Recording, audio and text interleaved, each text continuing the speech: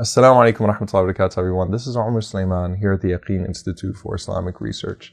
There were many things that I found extremely enlightening in the ISPU study on the Muslim community.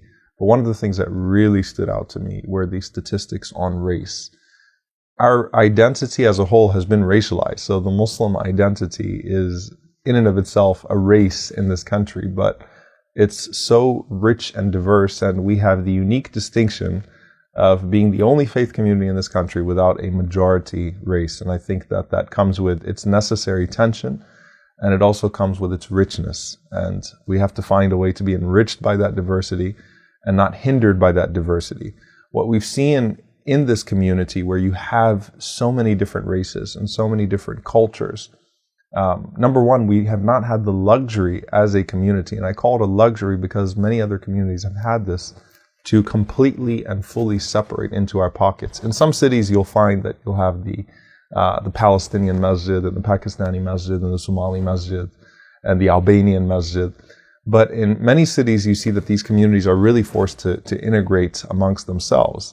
And those disputes that arose, especially, I'd say, 30, 40 years ago, where you had a large immigrant population coming in, the disputes that had to be resolved, in that many of these cultures had their own understanding of Islam, and these communities, these different manifestations of cultural Islam, had to resolve themselves together because they had to be in the same mosque, has solved a lot of problems for us, but in many ways created another set of problems, and that is that you now have 50% of the community being immigrant-born, 50% of the community being American-born.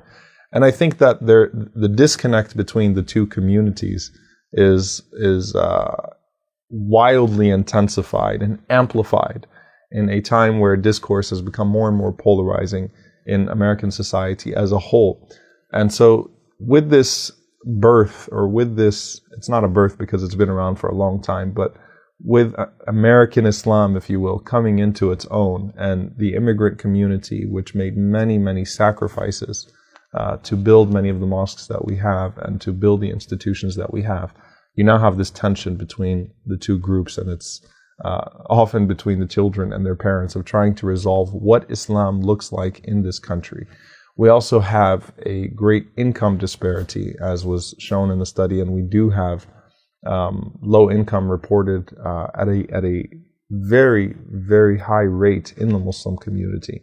With that income disparity, we're also learning to resolve those gaps. And one of the things that we have to be very careful with in the Muslim community is not to turn Islam into a suburban experience, where those Muslims that have money, where those Muslims that are upper middle class and have the ability to build these mega masajid in the suburbs, do not neglect the other Muslims that don't have that ability, that don't have that luxury, and that the mosques are also sharing resources amongst themselves, so that we're not turning Islam or reducing it into the suburban experience. And that is something that I think we are at danger of witnessing, more so than we already have with coming years, with the disappearing middle class in this country as a whole.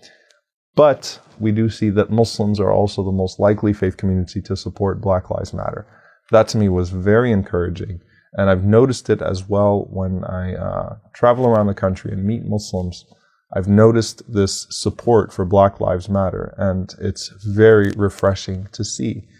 That doesn't mean that we've solved the problem of racism even internally. We do have a significant minority in the community that have reported intra-community racism. We do have to deal with that, and there are many efforts. One of them that I'm very proud of is the Muslim Anti-Racism Coalition, and others that have come up to sort of deal with these tough, sometimes subtle manifestations of racism in the community, but again, that are amplified by the overwhelming discourse in our country right now. And so having these tough conversations is necessary. We need to find a way to resolve them. But the Muslims, even as they're reporting intra-community racism at a very high rate, the majority of Muslims have reported racism outside of the Muslim community, some sort of racist encounter. So when you have Muslims that are highly anxious, that are having their identity racialized, that are being robbed of the cultural richness that we see in the masajid, that we see in the mosques, what that does is it gives us an opportunity to allow to have our mosques, to have our Islamic institutions lead the way for the entire country in resolving these disputes, because we have to deal with these tensions in a way that other faith communities are not forced to deal with these tensions. So I think that as we're becoming more conscious of some of the things that maybe were acceptable racist practices, and that maybe still are, unfortunately, racist practices that are deemed acceptable in certain contexts. Hopefully, as we resolve that baggage, we are able to pass down an Islam to our next generation, to our children, that appreciate it for its richness, for its universality, that appreciate all of the cultures that went into the making of this American Muslim community. And this story is far from complete. The majority of our community, of course, is African American, so they've had to fight the battle of being black in America as well as being Muslim in America. And sometimes, unfortunately, those battles within the Muslim community of proving their Islam to other Muslims and being welcomed into these mosques that have such a heavy immigrant population.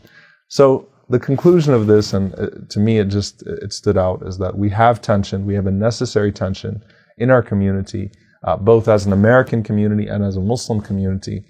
But hopefully that'll make us a more mature community, and it'll force us into these difficult conversations.